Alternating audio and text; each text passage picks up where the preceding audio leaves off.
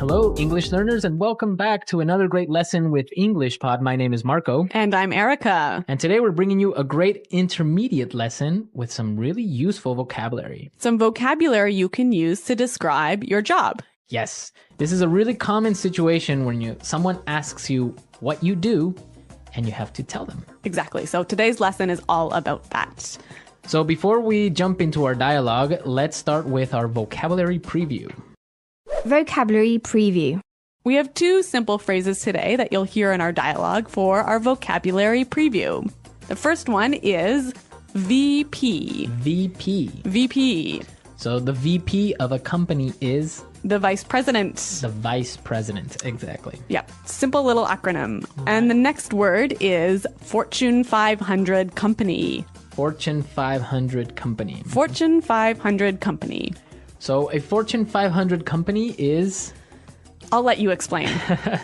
Well, Fortune magazine ranks the 500 biggest companies in the US. So a Fortune 500 company basically is? One of the 500 biggest companies in the US. Okay, that's simple. Yep. All right, well, with those words, it sounds like we're going to be talking to some important people today. Yes, we are going to be talking to some important people. So let's listen to our dialogue for the first time. Now, it's going to be a little bit fast, but you don't have to worry about it. Because we'll come back and explain all of the important vocabulary.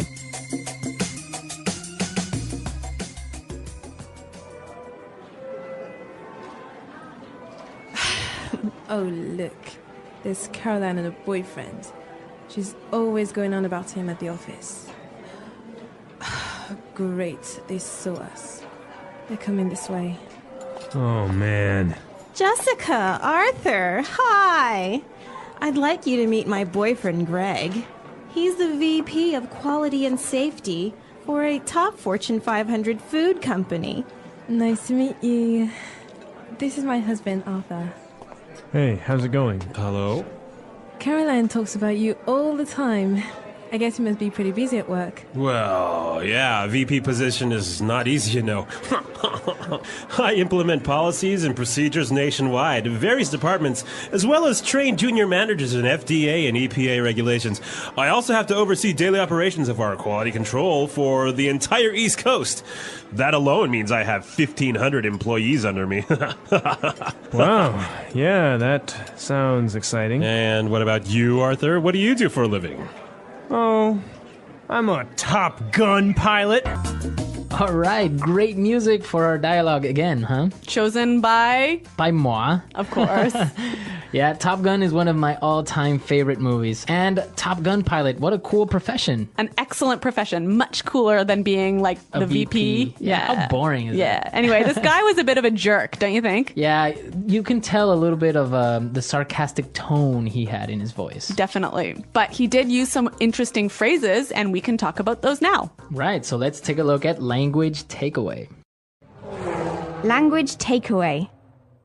Our first word for language takeaways is implement. Implement. Implement. Implement. Let's listen to some examples of this word to help us understand its meaning. Example 1. Our company has to implement this sales strategy. Example 2. Sarah will be responsible for implementing the plan. Example 3. I implemented several new policies. Okay, great examples. And just in case, to implement means to Put into action. put into action. Great. Exactly. Our second word for language takeaway, policies. Policies. Policies. Policies. So policies are basically rules and regulations Exactly. Formal rules. for a company or an organization. Exactly. Policies. Great. Third word, Oversee. oversee. Oversee. Oversee. So when you oversee operations, it means Like you watch it to make sure it's okay. you supervise it. This is an excellent word to use when you want to talk about your job responsibilities. Right. Oversee. Great. And our last word for language takeaway, it's kind of tricky. So let's listen to how it was used in our dialogue. That alone means I have 1,500 employees under me. That alone means I have 1,500 employees under me. So this guy has 1,500 employees under him, meaning he supervises 1,500 employees. Right, he manages 1,500 employees. He must be a busy man. Yes, for 1,500 employees. How many employees do you have under you, Erica? 2. Yeah, not quite as much as 1,500. Yeah, guess I'm not a VP right yet, hey? Not yet, but you will. Okay. All right, so with this in mind, we are ready to listen to our dialogue for a second time, and this time it's going to be slower. Oh, look, there's Caroline and her boyfriend. She's always going on about him at the office. Oh, great, they saw us. They're coming this way. Oh, man. Jessica! Arthur! Hi! I'd like you to meet my boyfriend, Greg. He's the VP of Quality and Safety for a top Fortune 500 food company. Nice to meet you. This is my husband, Arthur. Hey, how's it going? Hello? Caroline talks about you all the time. I guess you must be pretty busy at work. Well, yeah. A VP position is not easy, you know. I implement policies and procedures nationwide of various departments, as well as train junior managers in FDA and EPA regulations. I also have to oversee daily operations of our quality control for the entire East Coast. That alone means I have 1,500 employees under me. Wow. Yeah, that sounds exciting. And what about you, Arthur? What do you do for a living? Oh, I'm a Top Gun pilot. Okay, great stuff. With this, now we can start with our fluency builder for today. Fluency builder. We heard some excellent phrases in this dialogue, some phrases that sound really natural, hey? Yes, especially the first one that we have today is whenever someone talks and talks and talks and continuously talks without stopping, you would say, She's always going on about him at the office. She's always going on about him at the office. This is a really natural way of saying keeps talking about. right, keeps talking about him. Yep. So we have a few examples of how this phrase works. Let's listen. Example 1. My boss is always going on about how we need to save money. It's all he talks about. Example 2.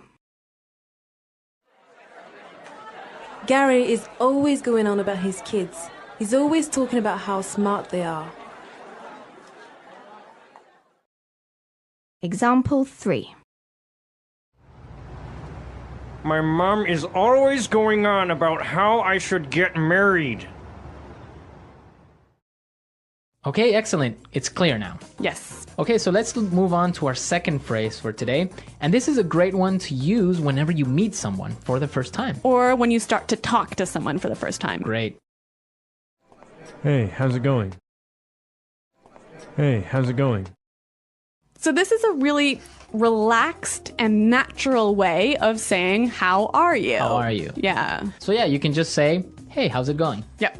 Great. Really natural sounding. Now, our third phrase is the most important one of our dialogue, Yes. and it's a really common situation. When someone asks you about your job, they might say this. Arthur, what do you do for a living? Arthur, what do you do for a living? So this is a really great way of asking what work do you do or what is your job? Yes. I know a lot of students sometimes say, what is your job? Yeah, and that is, it's kind of correct, but not really. It doesn't sound very natural. Right. So you want to use what do you do or What do you do for a living? sounds great. That's the way you ask someone what is their job. And that's how you sound supernatural. Okay, so we're ready now to listen to our dialogue a last time. And now you are ready to understand everything.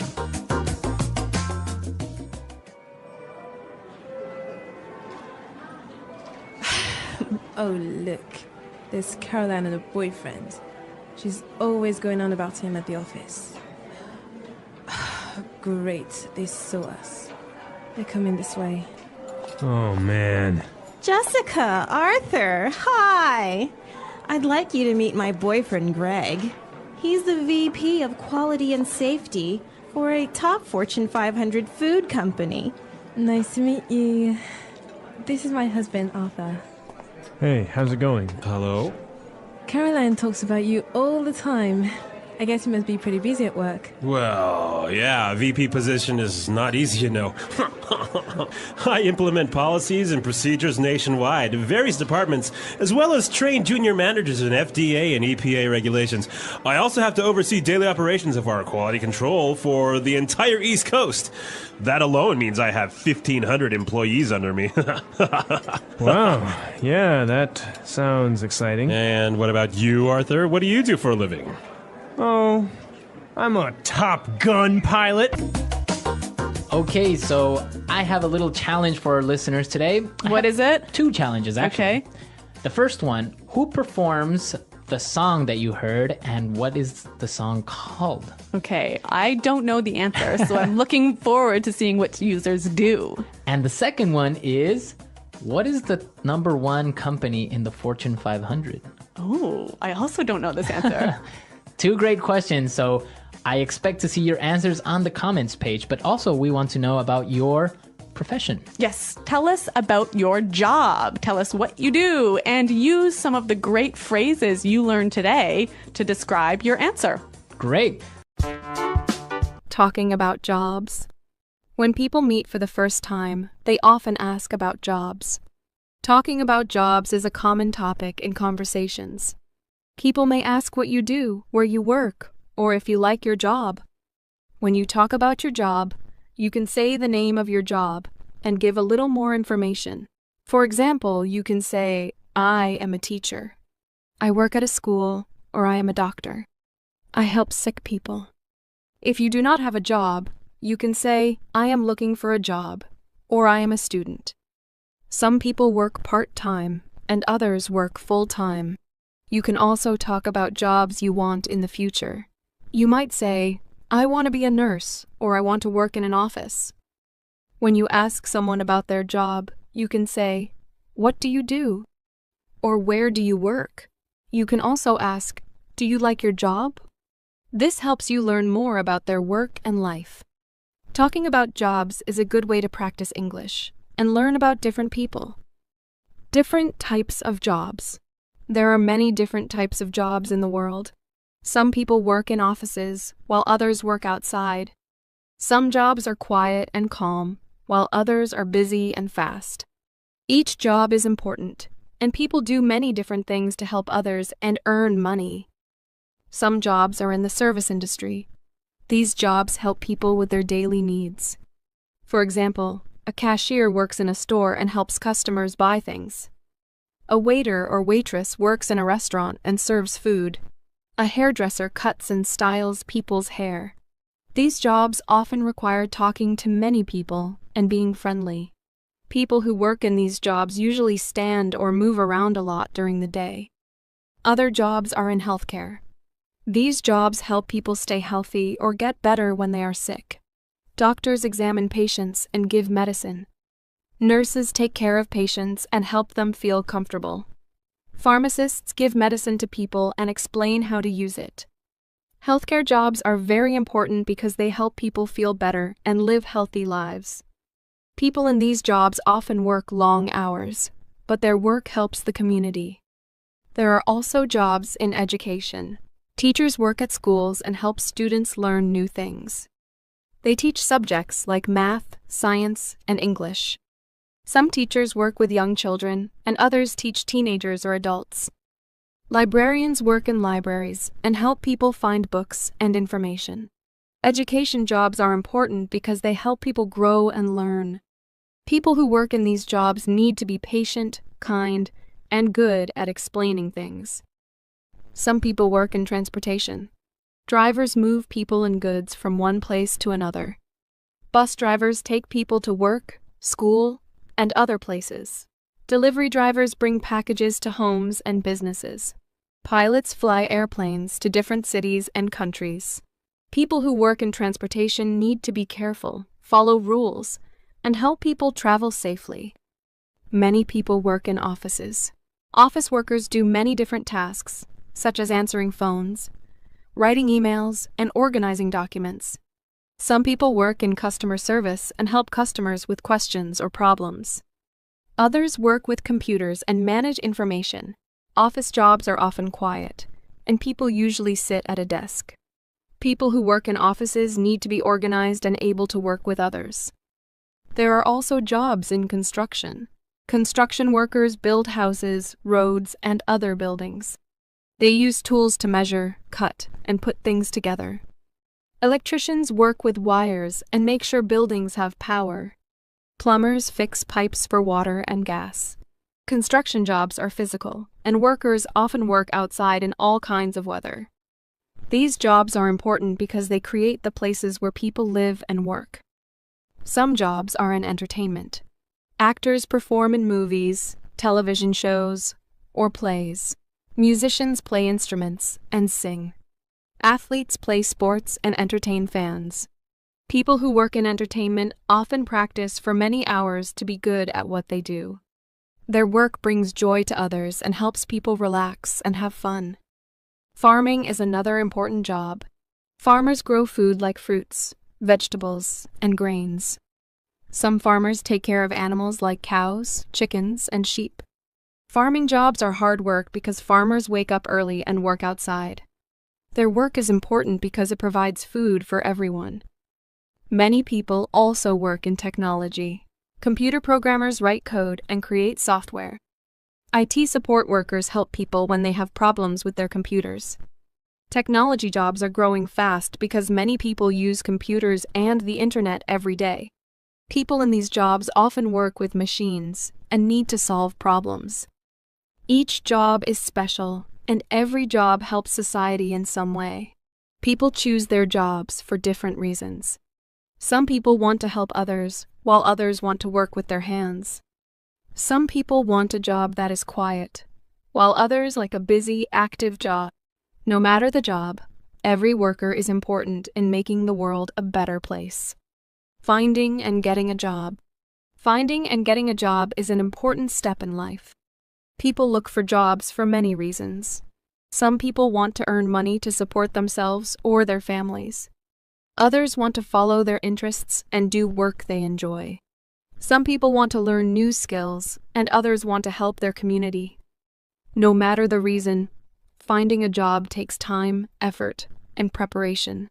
The first step to finding a job is knowing what kind of work you want to do. Some people want to work with their hands, while others want to work with computers. Some people like working with other people, while others prefer working alone. It is helpful to think about your skills and interests. For example, if you like helping people, you might enjoy working as a nurse, teacher, or customer service worker. If you enjoy building things, you might like working in construction or as a mechanic.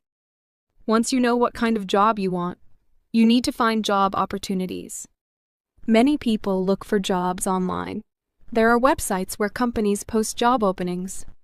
You can search by job type, location, and experience level. Some people find jobs through friends or family. This is called networking. If you know someone who works at a company, they might tell you about a job. Another way to find a job is to visit businesses and ask if they are hiring. This works well for jobs in stores, restaurants, and small businesses. When you find a job you want, the next step is to apply for it. Many jobs ask for a resume. A resume is a document that shows your work experience, skills, and education. It is important to make your resume clear and easy to read. You should include your contact information so the employer can reach you. Some jobs also ask for a cover letter. A cover letter is a short letter where you explain why you want the job and why you are a good fit. It is a chance to show your personality and interest in the job. After you apply for a job, you may be invited to an interview. An interview is a meeting where you talk to the employer. They will ask you questions to learn more about you. Common questions include, why do you want this job? And what are your strengths? It is important to be polite and honest during an interview. You should also dress neatly and arrive on time. Employers want to hire people who are responsible and respectful. During the interview, you can also ask questions about the job. You might want to know about the work schedule, the team you will work with, or the tasks you will do. Asking questions shows that you are interested and serious about the job. If the interview goes well, the employer may offer you the job. Sometimes they will call or email you later with a decision. If you get the job, you may need to sign a contract. A contract is an agreement between you and the employer. It explains your job duties, work hours, and salary. You should read the contract carefully and ask questions if you do not understand something. Starting a new job can be exciting and challenging. On your first day, it is important to listen carefully and follow instructions. You may meet new coworkers and learn how to do your tasks. It is normal to feel nervous, but with time, you will feel more comfortable. Being on time, working hard, and being kind to others will help you succeed. Sometimes people do not get the job they want. This can feel disappointing, but it is normal. You can learn from the experience and try again. It is helpful to ask for feedback if possible. Feedback can help you improve your resume, interview skills, or work experience. The more you try, the better you will become at finding and getting a job. Many people change jobs during their lives. Some people want a better salary, while others want new challenges. Learning new skills can help you find better jobs. You can take classes, read books, or learn from others at work. Being open to learning and growing can lead to more job opportunities in the future. Finding and getting a job is a process.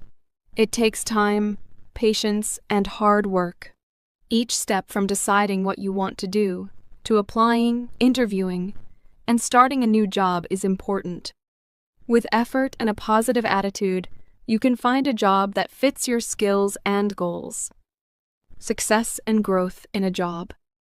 Getting a job is an important achievement, but succeeding and growing in a job is also very important. Success at work means doing your job well, improving your skills, and building good relationships with others. It takes time, effort, and a positive attitude to grow in any job. People who work hard and continue learning often have better career opportunities and feel more satisfied with their work. One of the most important parts of being successful in a job is doing your work carefully and on time. Employers appreciate workers who complete tasks correctly and meet deadlines. It is important to follow instructions and ask questions if you do not understand something. Being organized helps you manage your time well. You can make a to-do list to keep track of your work. This helps you stay focused and complete tasks in the right order. When you do your work well, your employer will trust you with more responsibilities. Good communication is also important for success in a job. In most jobs, you need to talk with your coworkers, managers, or customers. It is important to listen carefully and speak clearly. When you listen, you understand instructions better and avoid mistakes. Speaking clearly helps you share your ideas and ask for help when needed. Writing emails and messages in a polite and professional way is also a key skill. Good communication makes the workplace more friendly and helps everyone work together smoothly. Being reliable is another important quality for success. Reliable workers come to work on time and finish their tasks without being reminded. If you promise to do something, it is important to do it. If you cannot finish on time, you should tell your manager and ask for help if needed. Employers value people who are dependable because it helps the business run smoothly. Having a positive attitude can also help you succeed at work. Every job has easy and difficult parts. It is normal to face challenges or make mistakes, but staying positive helps you keep going. When problems arise, try to find solutions instead of giving up. People with a positive attitude are easier to work with, and this helps create a better work environment. Employers often notice workers who are friendly, helpful, and willing to learn new things. Another way to grow in your job is by learning new skills. Many jobs change over time, and learning new skills helps you keep up. You can ask your manager if there are new tasks you can try. You can also take classes, attend workshops, or study on your own. For example, learning how to use new computer programs can help you work faster. If you work in customer service, learning better communication skills can help you handle customer questions and problems more easily. When you learn new skills, you become more valuable to your employer. Building good relationships at work is also important. Being kind and respectful to your coworkers helps create a positive workplace. You should listen to others' ideas and offer help when needed. When you work well with others, teamwork becomes easier. It is also helpful to respect your manager and follow their instructions. Good relationships can lead to new opportunities, such as promotions or better tasks. Receiving feedback is another important part of growing in your job. Feedback is advice or comments about your work. Sometimes feedback is positive, and sometimes it includes areas where you can improve. It is important to listen to feedback with an open mind. If your manager suggests changes, try to follow their advice. This shows that you want to improve and do your best. If you are not sure how to improve, you can ask for help or examples. As you gain experience, you may have opportunities to move to higher positions. Promotions are chances to take on new responsibilities and earn more money. To be ready for a promotion, show that you can handle your current job well and are willing to learn more. You can also let your manager know if you are interested in new opportunities. People who are hardworking, reliable, and skilled often receive promotions. Work-life balance is also important for long-term success. This means managing your job and personal life in a healthy way. It is important to work hard, but rest is also necessary. Taking breaks during the day helps you stay focused. Spending time with family and friends outside of work helps you feel happy and refreshed. When you balance work and personal time, you can do your job better and avoid burnout. Sometimes people decide to change jobs to continue growing. They may want a higher salary, new experiences, or better working conditions. If you want to change jobs, it is important to plan carefully. You can update your resume, practice interview skills, and look for new opportunities. Changing jobs can be a big step, but it can also help you grow and find work that fits your goals. Success and growth in a job take time and effort. Doing your work well, being reliable, learning new skills, and building good relationships are all important.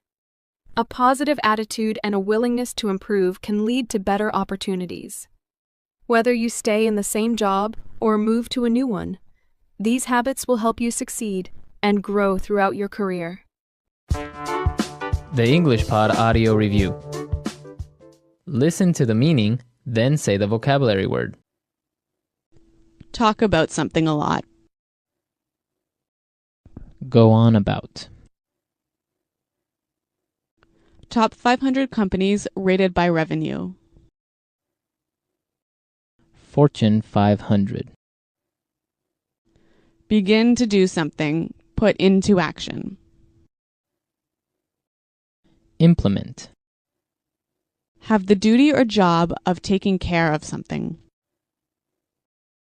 Responsible. In the whole country. Nationwide. Take care of.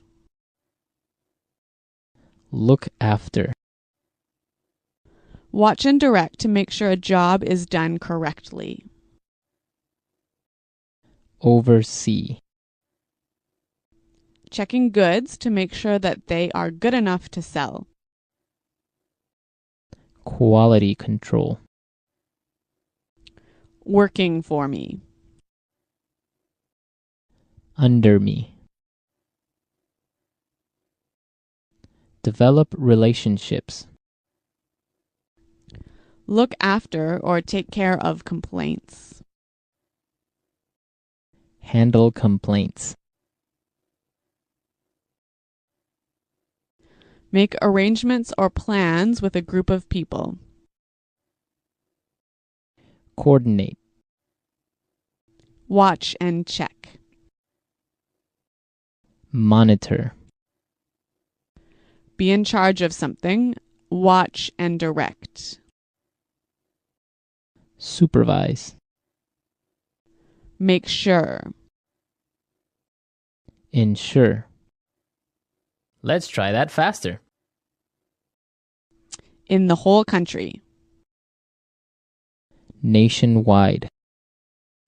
Make arrangements or plans with a group of people. Coordinate. Watch and direct to make sure a job is done correctly. Oversee. Top 500 companies rated by revenue. Fortune 500. Take care of. Look after. Working for me. Under me. Checking goods to make sure that they are good enough to sell. Quality control. Be in charge of something. Watch and direct. Supervise. Watch and check. Monitor. Have the duty or job of taking care of something. Responsible. Make sure. Ensure.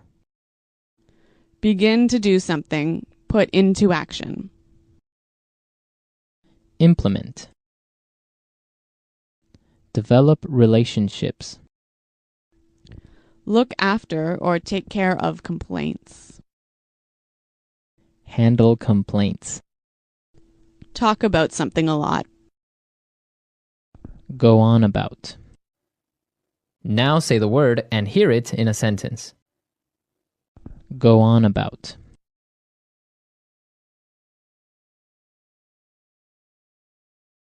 My boss is always going on about how we need to save money. It's all he talks about. Go on about.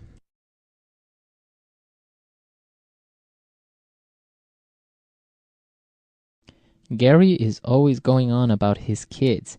He's always talking about how smart they are. Go on about. My mum is always going on about how I should get married. Implement. Our company has to implement this sales strategy. Implement. Sarah will be responsible for implementing the plan. Implement. I implemented several new policies.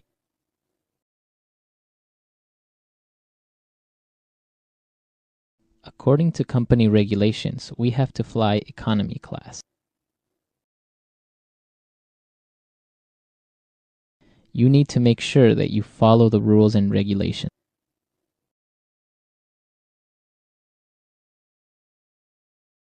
Government regulations do not allow us to import raw meat. Oversee.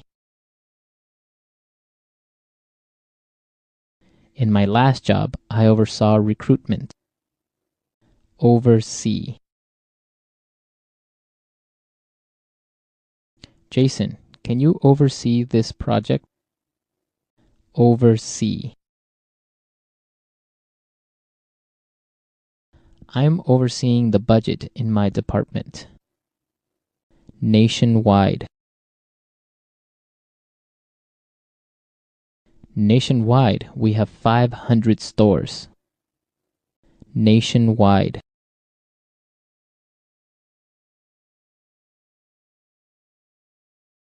The government will be starting nationwide testing of grade 4 students.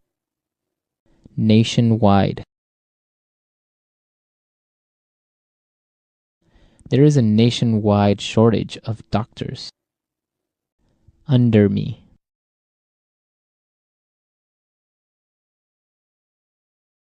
In your new job, you'll have 18 employees under you. Under me. I don't have any employees under me. Under me. Frank has 12 managers working under him. Quality control.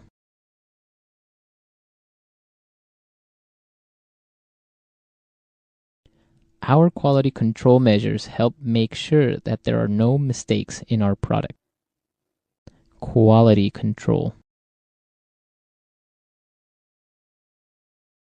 I am responsible for quality control in our factory.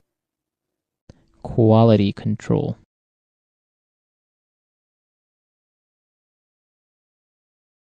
We have poor quality control, and so there are a lot of problems with our product.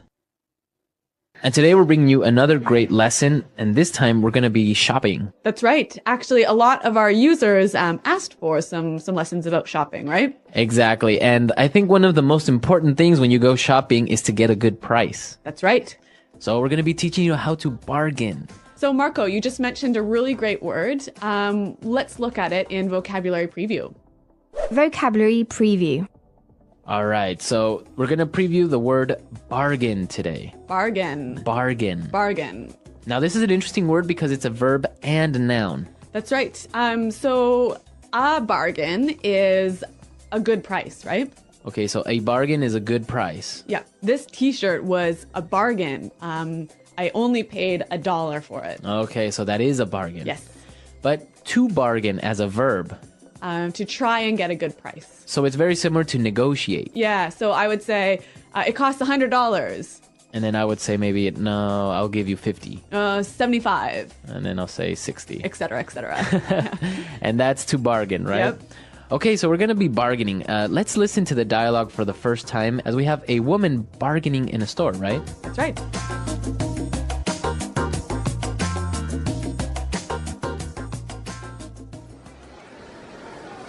Hello, may I help you? Yeah, this dress is really nice. How much is it? That one is $150. $150. What about this other one over here? That's $140. That's a bit out of my price range. Can you give me a better deal? This is an exclusive design by Damarco.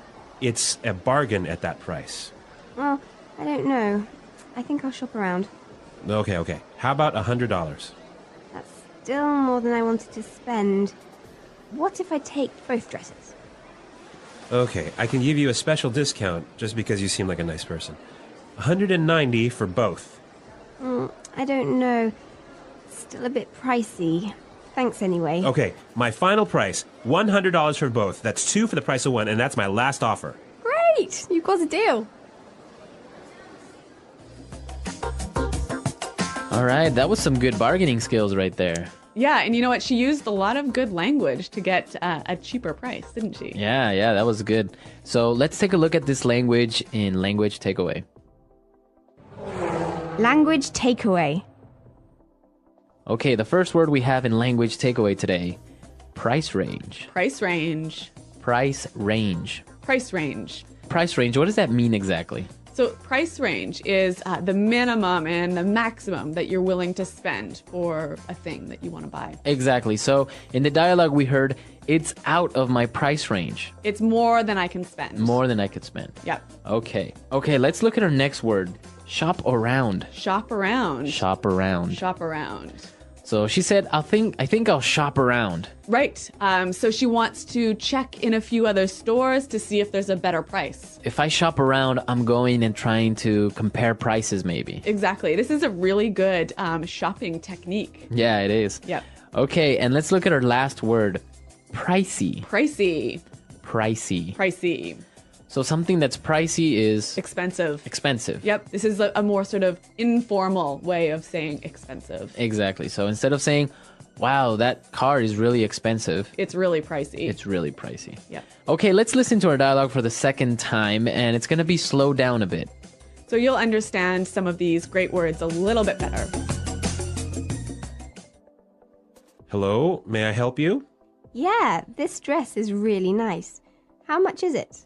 That one is $150. $150? What about this other one over here?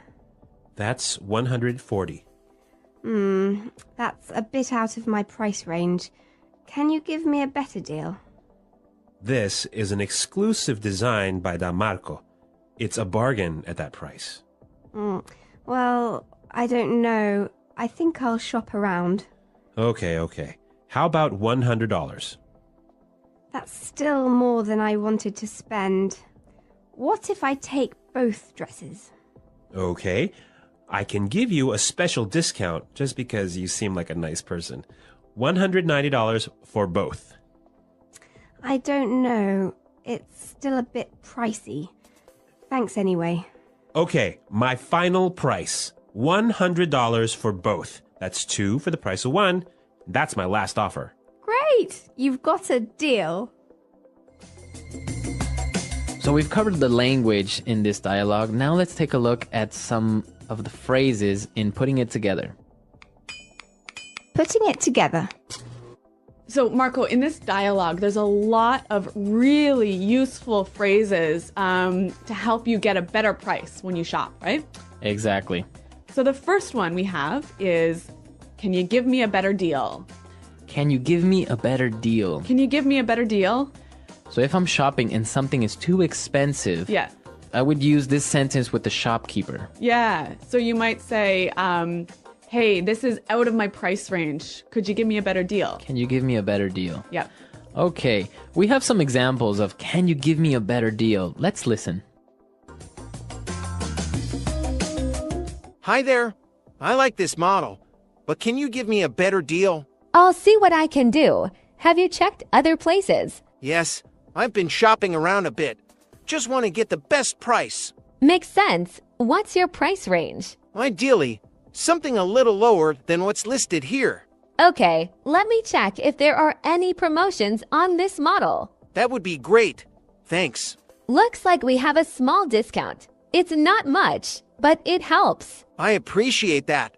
Do you think there's any more flexibility? Well, how soon are you looking to buy? Pretty soon. I want to make sure I'm getting a fair price. I understand. Are you comparing this model with others? Yes, but this one has what I need. I just need a good deal on it. What if I throw in a small accessory? Would that help? That could work. What do you have in mind? We have a few options: a case, or maybe a charging dock. A charging dock would be useful, but could the price go down a bit more? Let me see. If you're ready to decide today, I might be able to adjust it a bit more. That's tempting. How much could you adjust? Maybe 5% off, if that helps. I appreciate that. Could we go 10%? 10% might be tough. How about I meet you halfway? All right. Halfway sounds fair. Can you add the charging dock, too? I can add the dock, yes. So, you're ready to go with this deal? Almost. Any chance you could include an extended warranty? The basic warranty's included. The extended one is extra, but I could discount it. How much discount on the extended warranty? I can offer 20% off the extended warranty. Does that sound good? That's better. Let's go ahead with that. Perfect. I'll get everything set up for you. Thank you. This worked out well. So you can see here that you can say, can you give me a better deal? Or, can you give me a better price? All right, let's take a look at the next phrase. That's still more than I wanted to spend. That's still more than I wanted to spend. That's still more than I wanted to spend. So if the seller suggests a really high price, you can say, that's still more than I wanted to spend. So basically, you're telling the shopkeeper, still too expensive. It's still too expensive. Yeah. You still don't want to spend that much. Mm-hmm. All right, let's take a look at our last phrase. That's my last offer. That's my last offer. That's my last offer. Now, this could work both ways. It could be the shopkeeper that's telling you that. That's my lowest price. Right? Or you could say, that's my last offer. That's my highest price if you are buying it. Right. Because sometimes when you're bargaining, the shopkeeper will say, all right, what's your best offer? How much will you pay? $100. That's my final offer. Exactly. Mm-hmm. All right, so we've looked at a lot of great phrases and words, and now you're ready to bargain and also listen to this dialogue for the third time. And then we'll come back and talk some more. Hello, may I help you? Yeah, this dress is really nice. How much is it? That one is $150. $150. What about this other one over here? That's $140. That's a bit out of my price range. Can you give me a better deal? This is an exclusive design by Damarco. It's a bargain at that price. Well, I don't know. I think I'll shop around. Okay. How about $100? That's still more than I wanted to spend. What if I take both dresses? Okay, I can give you a special discount just because you seem like a nice person. $190 for both. I don't know. Still a bit pricey. Thanks anyway. Okay, my final price, $100 for both. That's two for the price of one, and that's my last offer. Great! You've got a deal. All right, so I know that in Canada, it's not really common to bargain, right? No, it really isn't. Like, even when you go to the market to buy fruits and vegetables, it's very, very rare to bargain with the shopkeeper. How about in Ecuador? No, in Ecuador, you definitely bargain. Really? Well, if you go to the mall, for example, Yep. or if you go to a supermarket, of course you wouldn't really bargain. Yeah. Unless maybe you go to a small store or you go to one of the local markets. Yep. Then it's more common to bargain. Yeah. And you have to because people expect you to bargain. Really? Yeah. In many countries in the world, bargaining is almost like an art. Yeah, that's true. Actually, Marco, you are an excellent bargainer, aren't you? Yeah, I've been known to bargain with the shopkeepers I've been known to bargain a little bit with the shopkeepers and helping out. A little bit. I mean, you've got better prices than I can even imagine getting. Yeah, that's a good story. Maybe we'll get JP to go to our comment section and tell you about that. Yeah. So we want to know about your countries. Is it common to bargain? Do you really do it? Is it okay? Or when is it okay? Yes, tell us. Tell us about your country's bargaining customs, and also leave your questions there for us. Exactly. We'll be there to answer them. Hi, I'm interested in buying this item, but I was wondering if we could work on the price a bit. Sure, I'd be happy to discuss it. What price are you hoping to pay? Well, I noticed it's listed at $70. I was thinking $50 might be more reasonable. I see where you're coming from, but $50 is quite a bit lower than the listing price. How does $65 sound? I appreciate that, but $65 is still a bit high for me. I had planned on keeping my spending under $60. Under $60? You say, I could possibly do $63, but that's getting close to my limit. $63 is closer, but I still think $58 would be more comfortable for my budget. I understand, but $58 is really low considering the original price. How about we meet at $60? I'm glad we're getting closer, but $60 is right on the edge for me. Would $59 work? You drive a hard bargain. $59. All right, you know what? I can agree to $59. Thank you. That's very fair. I think $59 is a good deal for both of us. I agree. It's always satisfying to reach a fair price. Enjoy your purchase. Thanks. I really appreciate you being flexible with the price. Anytime. Let me know if you need help with anything else while you're shopping. I might just take you up on that. I'm always on the lookout for good bargains. Well, feel free to ask anytime. Happy shopping. The English Pod Audio Review.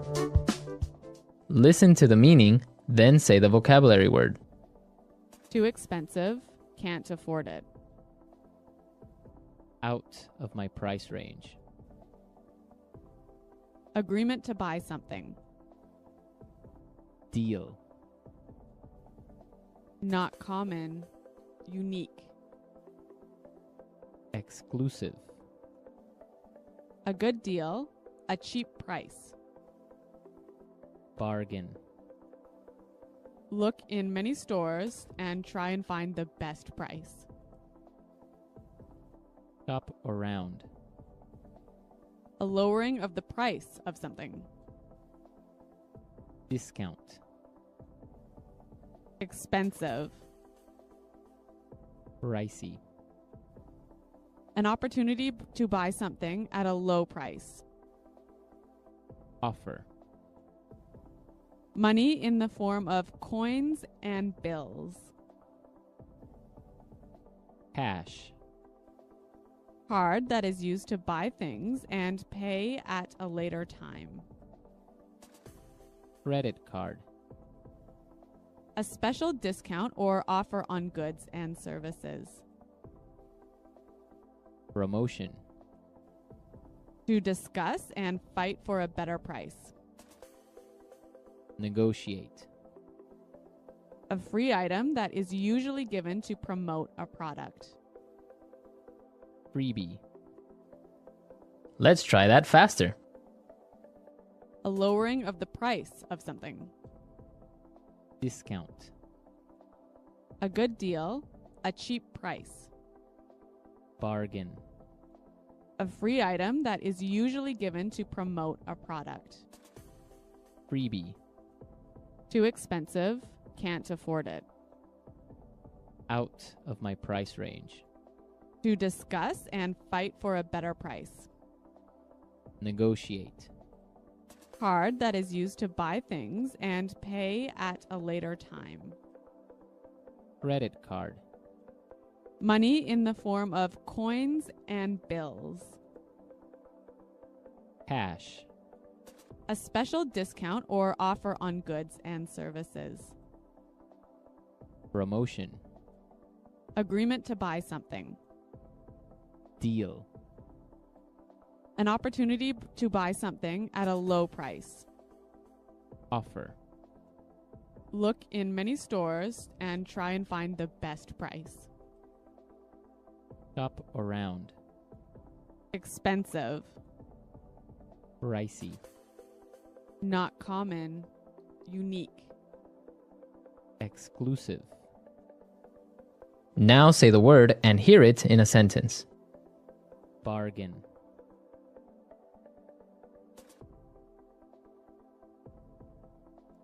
I got this shirt for half price. What a bargain. Bargain.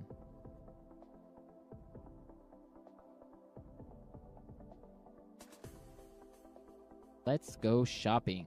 Everything is on sale, and I'm sure we'll find some great bargains. Bargain. If you look around, you'll find some great bargains. Shop around.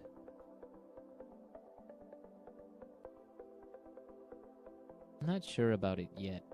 I'm going to shop around for a while. Shop around. Let's shop around and see if we can find it cheaper in another store. Shop around.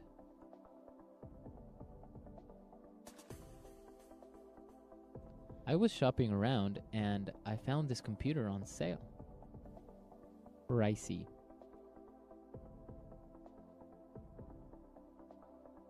This restaurant is too pricey for me. Can we go somewhere else? Pricey.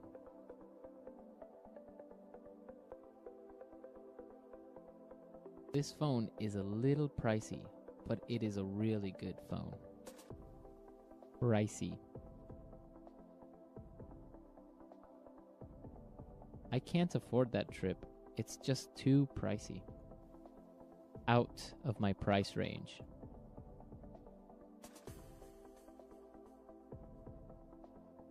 No, that computer is out of my price range. Do you have something cheaper?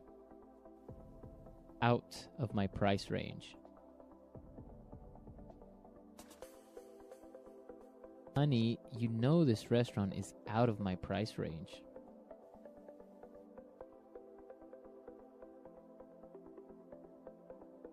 We can't afford to buy a house in this neighborhood. It's out of our price range.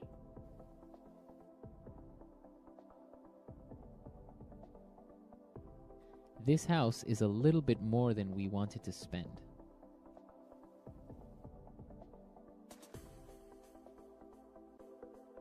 We can't afford that car. It's more than we wanted to spend. Intermediate lesson today, and we're going to study some real English. English that you use every day, right? That's right. English that native speakers really use. Exactly. And today, as Erica mentioned, we have an intermediate lesson. And not only is it intermediate, but it's a business lesson. Yes. So today we're listening into a sales meeting and we're going to learn some great useful English to talk about sales strategies. So we're going to learn English for sales strategies, for making suggestions, and for responding to suggestions. Great. So why don't we take a look at our vocabulary preview for today? Vocabulary preview. So our vocabulary preview is a part of our lesson when we teach you some really important words that will help you to understand the dialogue better. Okay, great. So that is what vocabulary preview is. We have 2 words for you today, and we can start off by looking at the first one. Our first word today is drive sales. Drive sales. Drive sales. To drive sales, and that means? To increase sales. Right, to sell more. Exactly. So to drive sales. Okay, so now let's look at our second word, and it's an interesting one. It's promotion. Promotion. Promotion. Promotion. So Erica, what is a promotion exactly? Okay, so here we're not really talking about getting a better job, right? Okay, yeah, not like a job promotion. No, we're talking about a marketing strategy. Okay, so I can give you an example. Suppose that I want to buy shampoo. Uh-huh. And if I go to the supermarket and I see buy one and get one free. So that's a 2-for-1. That's a 2-for-1 promotion. Yeah, right? okay. That's a sales promotion. Or perhaps the shampoo in the supermarket is less expensive than usual. Okay. Usually maybe it costs $5, but today it costs $4. That's a sales promotion. Great. So that's a really good marketing strategy. Exactly. And we'll hear this word in our dialogue today. Great. So we are ready to listen to our dialogue. It's going to be pretty fast, so it might be a little bit difficult to understand. But don't worry if you don't understand everything, because later in this lesson, we're going to explain all the important words and phrases.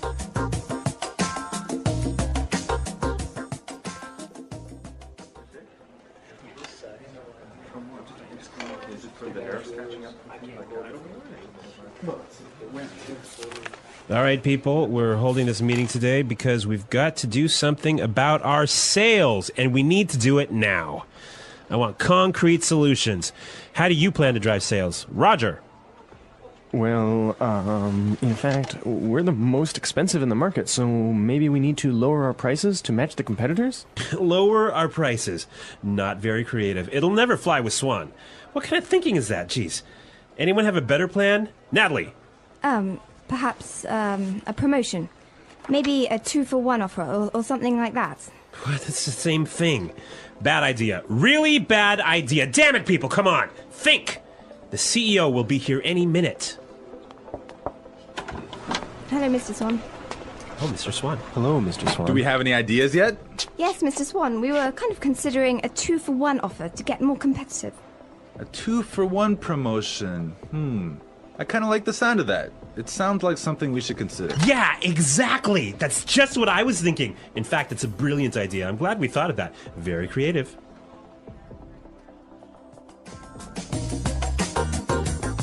Okay, so an interesting manager, right? I don't know about interesting. Maybe I would think bad manager. We're going to talk about him later on in the show. But now let's take a look at our language takeaway. Language takeaway. Okay, so language takeaway is the part of our lesson where we teach you the most important words from the dialogue. All these words that we are going to focus on can be found in today's dialogue. Exactly. So we have 3 words for you today. Let's look at the first one. Match the competitors. Match the competitors. Match the competitors. Match the competitors. Great. So we have some examples for you so you can listen and try and see if you can figure out what match the competitors really means. Example 1.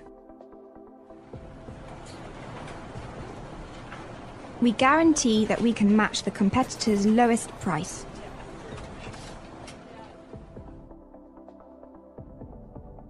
Example 2.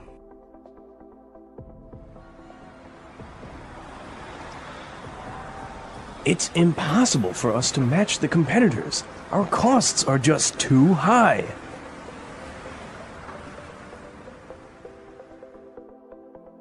Example 3.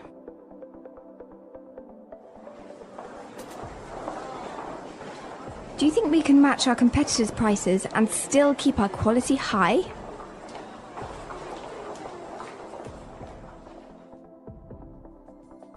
Okay, so I see that match the competitors means to be as good as or better than other companies in the same industry. Exactly. Match the competitors. All right, so let's move to our second word today for language takeaways, and it is in the market. In the market. In the market. In the market. We heard this phrase in the dialogue, and it means in the industry. Exactly. I can say, for example, English Pod is the best language pod in the market. So, of all the podcasts that teach English, English Pod is the best. Of course, no doubt about it. I totally agree. Right. Or I can give you another example. iPods are the most popular MP3 players in the market. So, of all the MP3 players in the world, iPods are the most popular. So let's move to our final word for today, and it is... It'll never fly. It'll never fly. It'll never fly. It will never fly. So this phrase sounds a little bit strange. I know, fly? Are we talking about an airplane here? What's going on? Exactly, but we're not. So we're going to give you some examples and try and guess what it'll never fly really means. Example 1. This marketing plan will never fly. It's just too expensive. Example 2. What? You want to sell bikinis in Alaska? That'll never fly. Example 3. Brad told me his idea for a film script, but the story will never fly. It's not interesting enough. So it means it won't work. It won't work. It's not a good idea. They'll never agree. Exactly. Great, so now we've seen a lot of useful phrases and we are ready to listen to our dialogue a second time. But this time it's going to be slow. So you'll be able to understand a little bit better and you'll be able to hear the words and phrases we were just talking about. All right, people. We're holding this meeting today because we've got to do something about our sales. And we need to do it now. I want concrete solutions. How do you plan to drive sales, Roger? Well, in fact, we're the most expensive in the market. So maybe we need to lower our prices to match the competitors. Lower our prices. Not very creative. It'll never fly with Swan. What kind of thinking is that? Geez. Anybody else have a better plan? Natalie? Perhaps, a promotion. Maybe a 2-for-1 offer or something like that. What?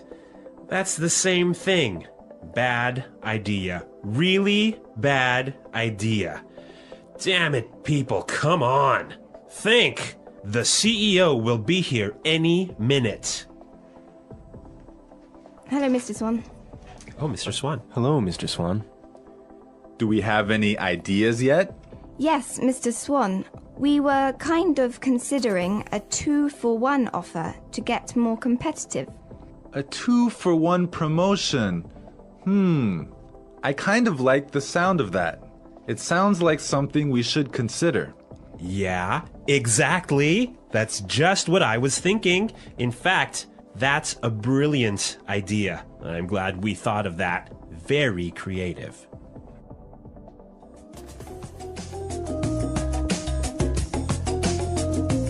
Okay, great. I hope everyone understands a lot better now. And I hope everyone could listen out for some of those key words. Right, so now it's time for us to take a look at Fluency Builder.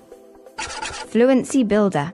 So with Fluency Builder, we try to help you increase your fluency. We take a word or phrase that you already know and show you how to say it a little bit more naturally, a little bit more like a native English speaker.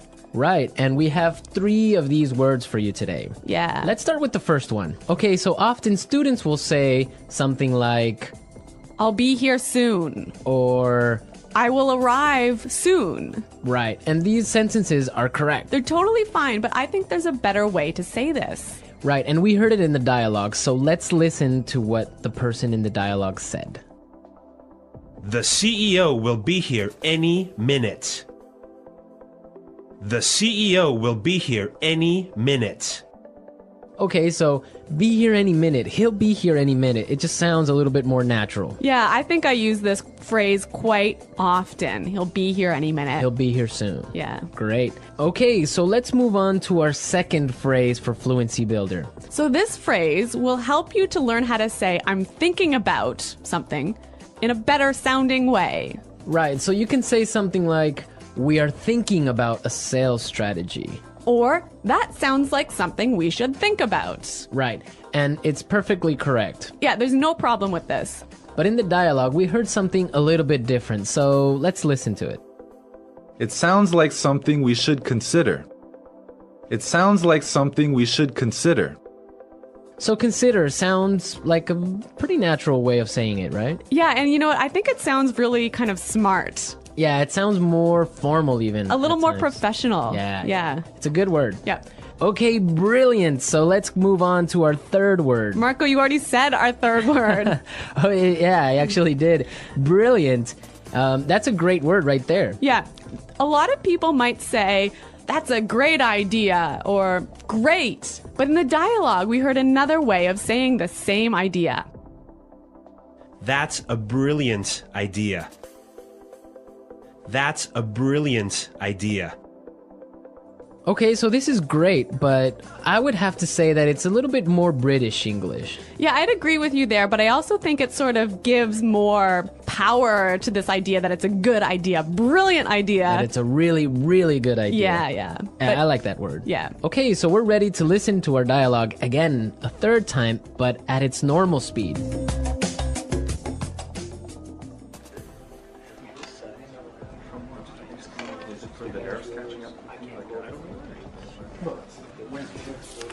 All right, people, we're holding this meeting today because we've got to do something about our sales, and we need to do it now. I want concrete solutions. How do you plan to drive sales? Roger. Well, in fact, we're the most expensive in the market, so maybe we need to lower our prices to match the competitors? Lower our prices. Not very creative. It'll never fly with Swan. What kind of thinking is that? Jeez. Anyone have a better plan? Natalie. Perhaps a promotion. Maybe a 2-for-1 offer or something like that. What? It's the same thing. Bad idea. Really bad idea. Damn it, people, come on. Think. The CEO will be here any minute.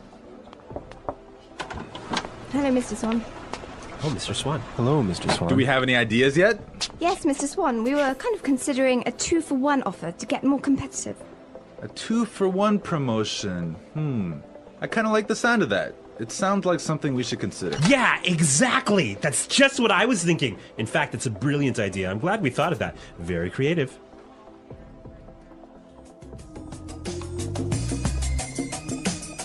All right, so listening to this dialogue makes you think about this boss. I'm pretty sure everyone has had a manager or a supervisor that's similar to this guy. Yeah, this boss, Clark, I would have to say he sounds like a terrible person to work for.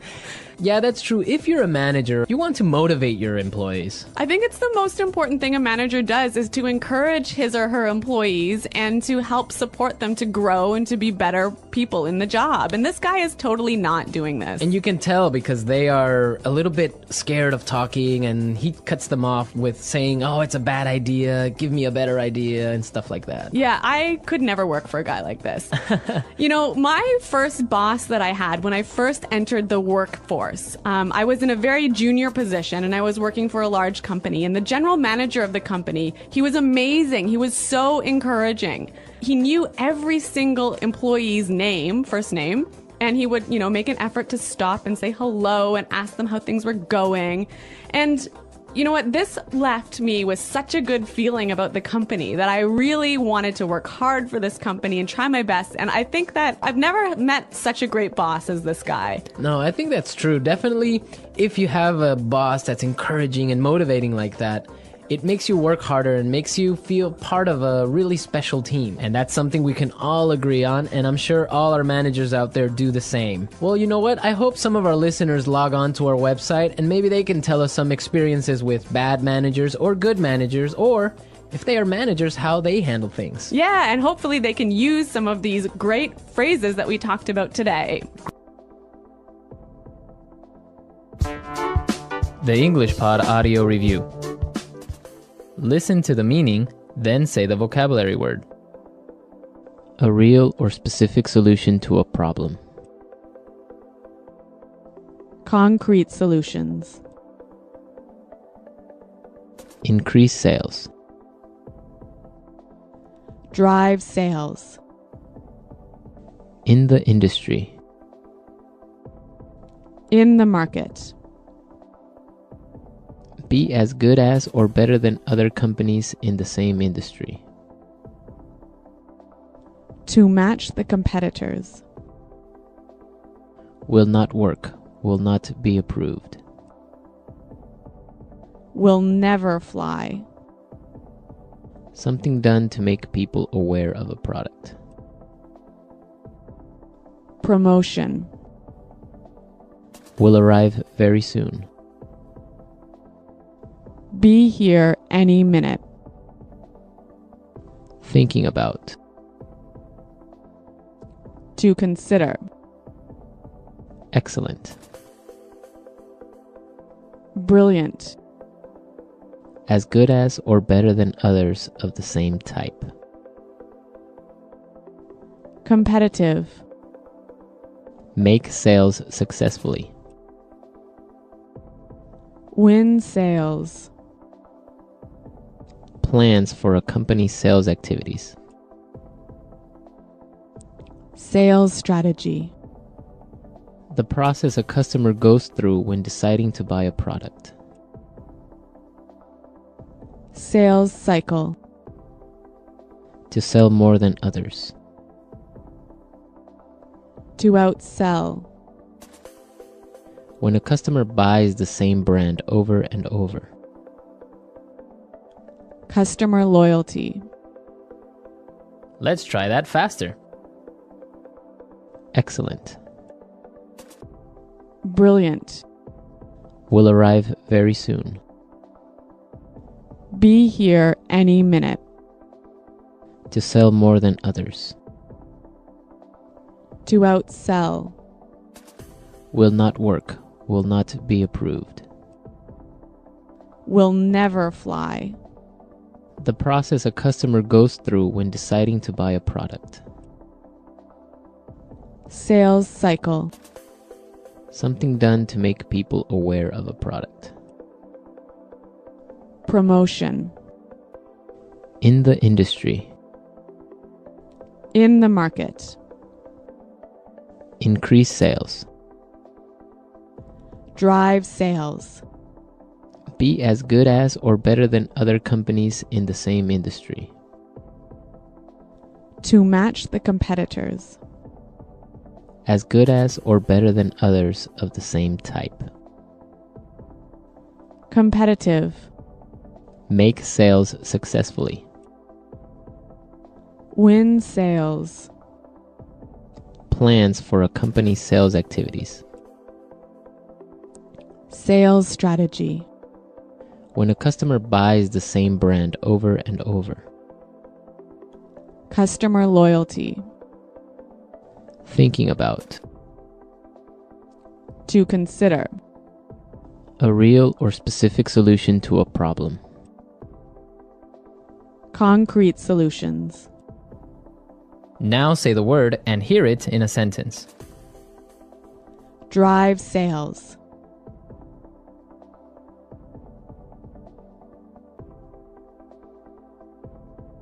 If we want to drive sales, I think we need to spend more time training our salespeople. Drive sales.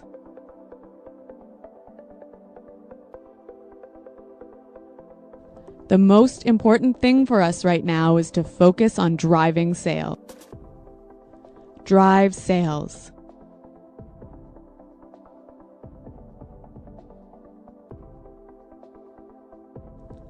I think if we increase our marketing budget, it will help us to drive sales in the fourth quarter.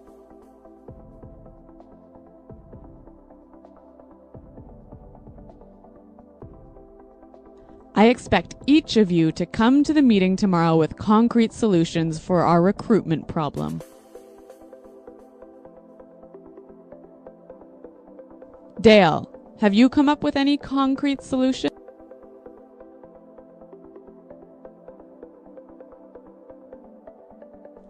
I'm sorry, but I just can't offer any concrete solutions right now.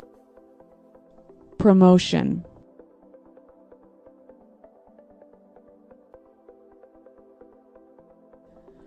We can't have a sales promotion right now because our costs are too high.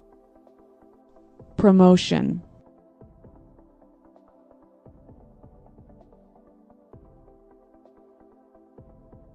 The department store is offering a promotion. Everything is 50% off. Let's go shopping. Promotion.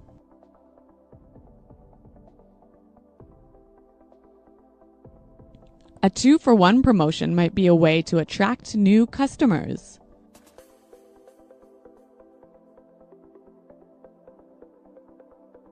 We guarantee that we can match the competitor's lowest price.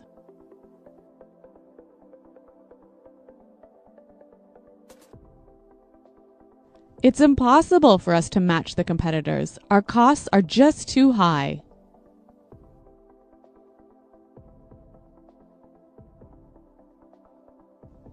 Do you think we can match the competitors' quality and still keep our price low? In the market.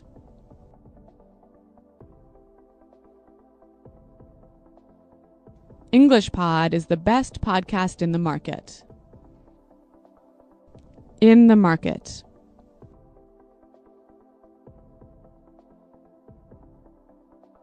iPods are the most popular MP3 players in the market. In the market.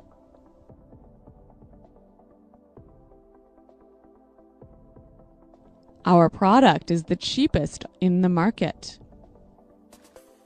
Will never fly.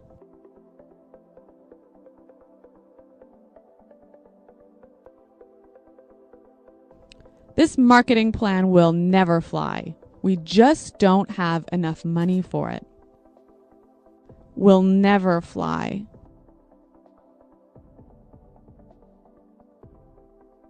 I like that idea, but it'll never fly with management. Will never fly.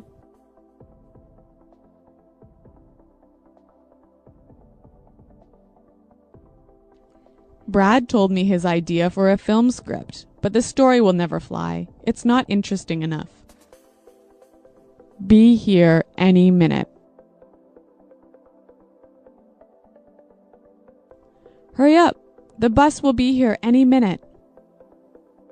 Be here any minute.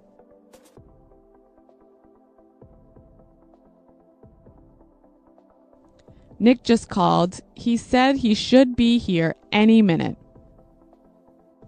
Be here any minute.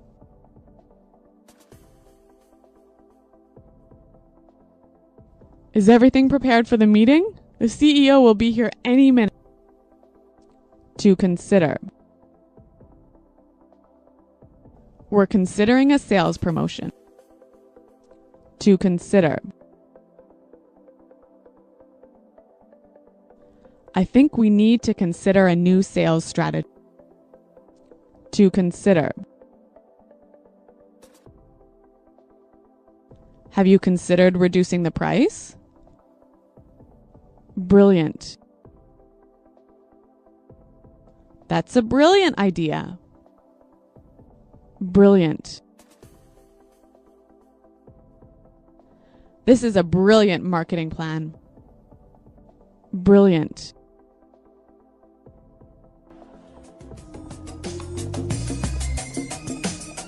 Alright, so listening to this dialogue makes you think about this boss. I'm pretty sure everyone has had a manager or a supervisor that's similar to this guy. Yeah, this boss, Clark, I would have to say he sounds like a terrible person to work for.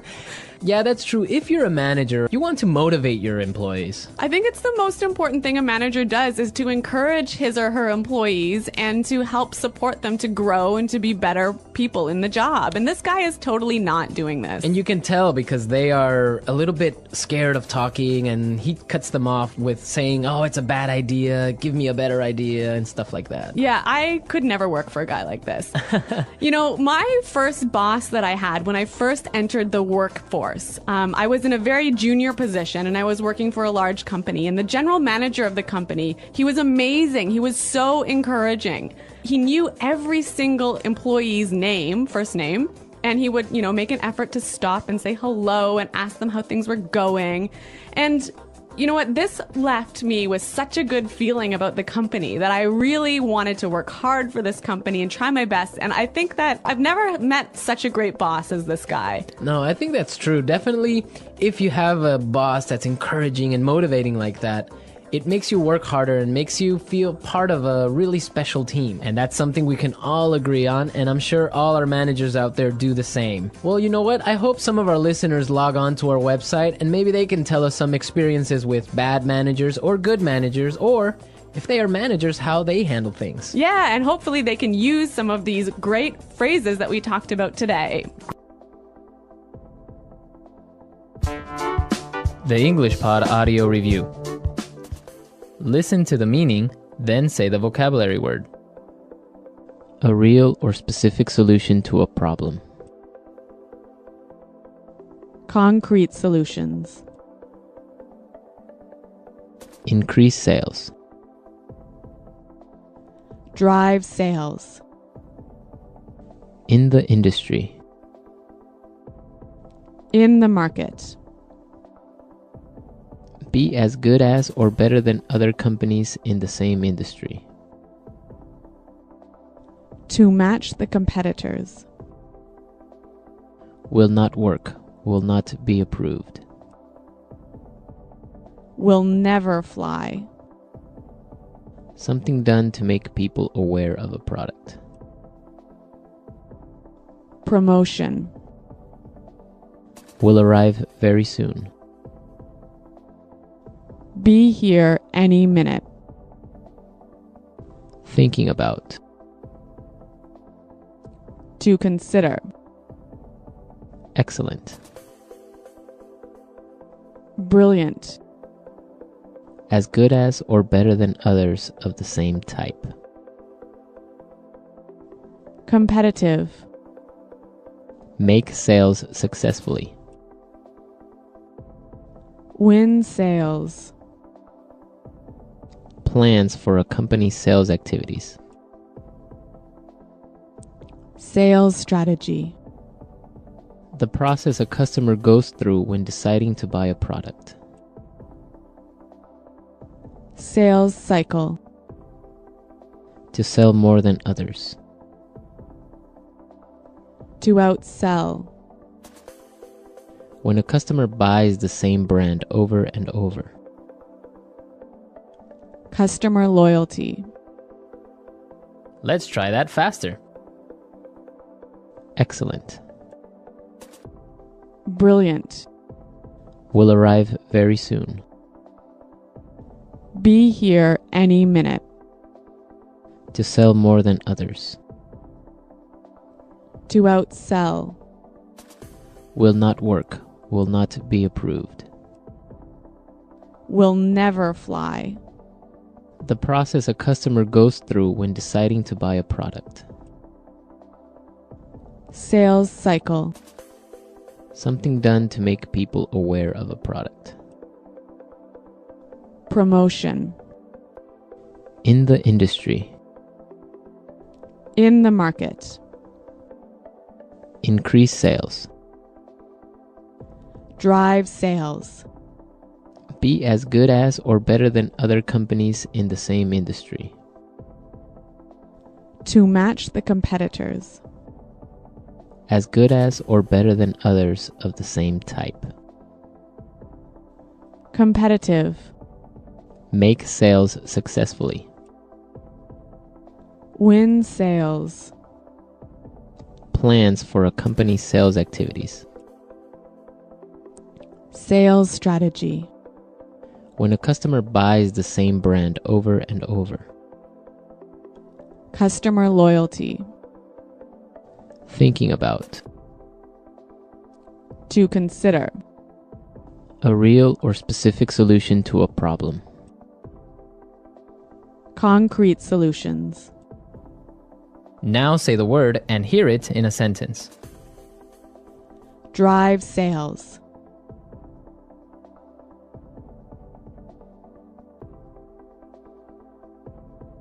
If we want to drive sales, I think we need to spend more time training our salespeople. Drive sales.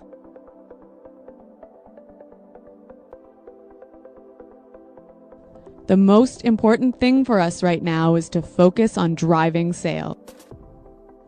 Drive sales.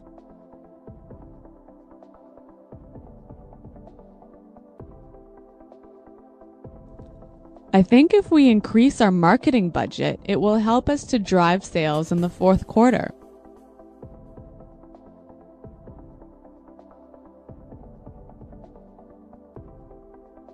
I expect each of you to come to the meeting tomorrow with concrete solutions for our recruitment problem.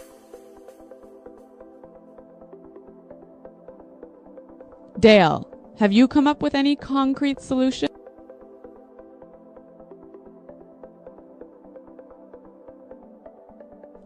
I'm sorry, but I just can't offer any concrete solutions right now.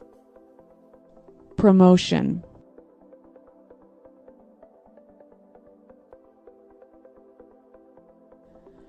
We can't have a sales promotion right now because our costs are too high. Promotion.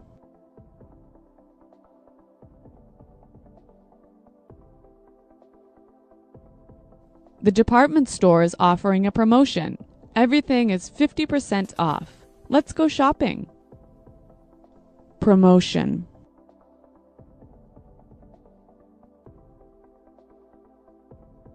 A 2-for-1 promotion might be a way to attract new customers.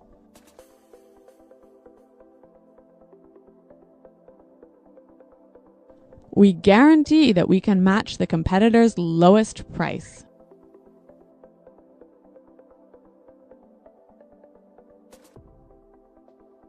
It's impossible for us to match the competitors. Our costs are just too high.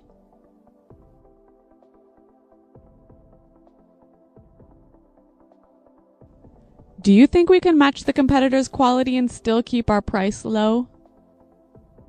In the market.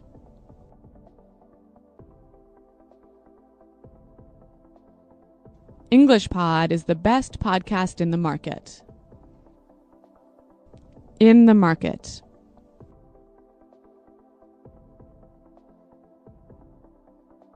iPods are the most popular MP3 players in the market. In the market.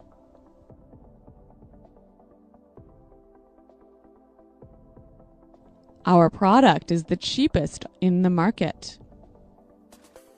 Will never fly.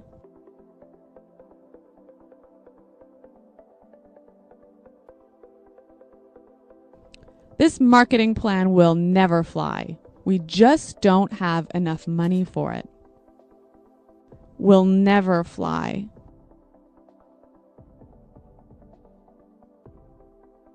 I like that idea, but it'll never fly with management. Will never fly.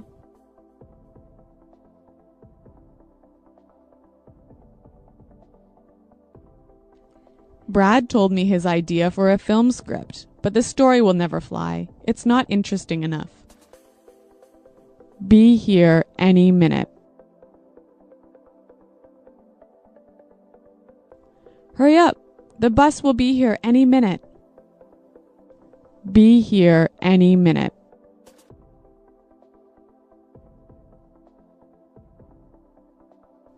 Nick just called. He said he should be here any minute. Be here any minute.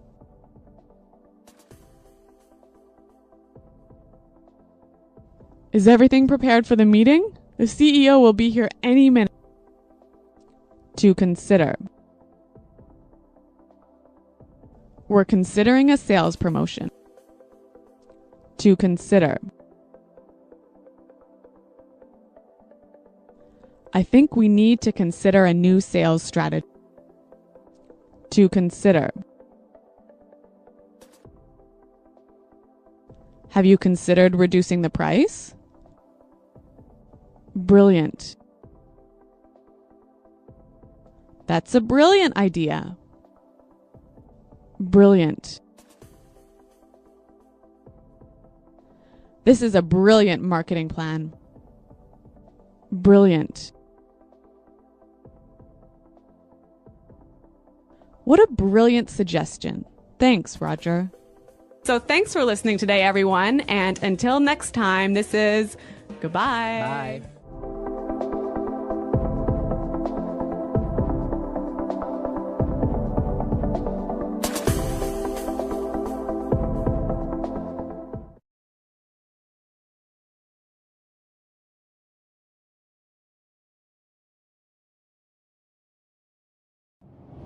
Hi, I'm Olivia.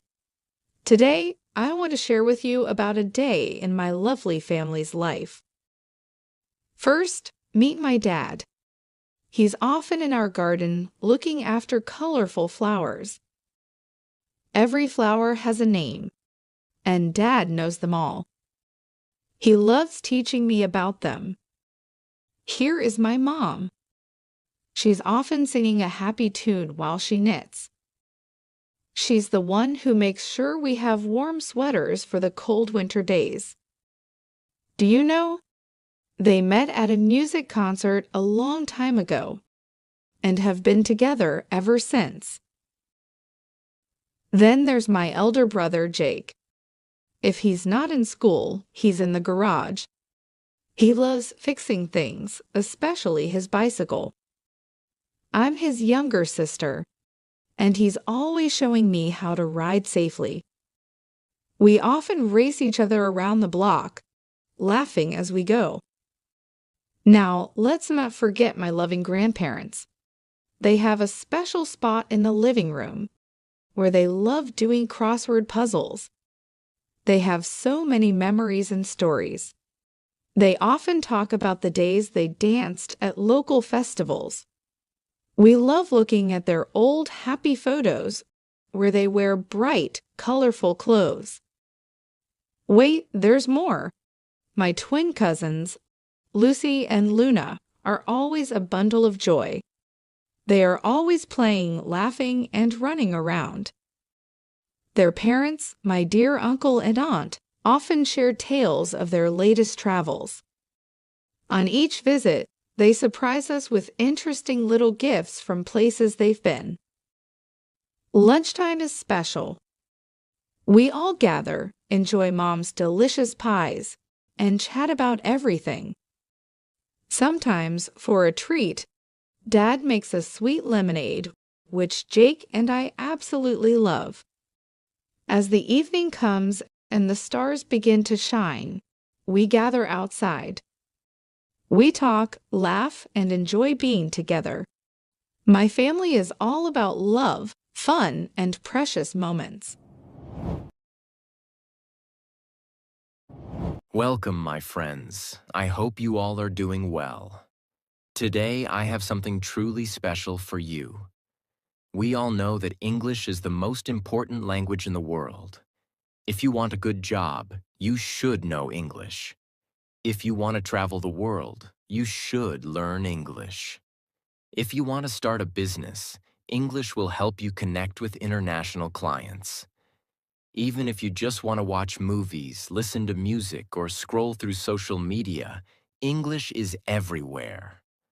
But have you ever stopped and asked yourself, why is English the global language? What makes it so special? How did one language dominate the entire world while thousands of others faded into the background? And most importantly, how can English change your life?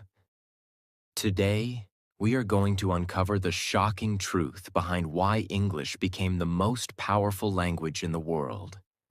But before we begin, make sure to subscribe to our channel so you never miss an important lesson like this one. Now let's start with the real reasons behind English's global domination. Let's go back in time. 1,500 years ago, English was not the global language. In fact, it was just a local language spoken by a few small groups of people in England. At that time, powerful languages were Latin, Greek, Chinese, and Arabic. These were the languages of empires, trade, and religion. English was considered a simple, unimportant language spoken only by people in a small island nation. So, how did it go from a small language to the #1 language in the world? The answer lies in history, power, and globalization. Now imagine this. It's the 1600s, and England is a growing power. But England is not the biggest country in the world. Other empires like Spain and France are much stronger.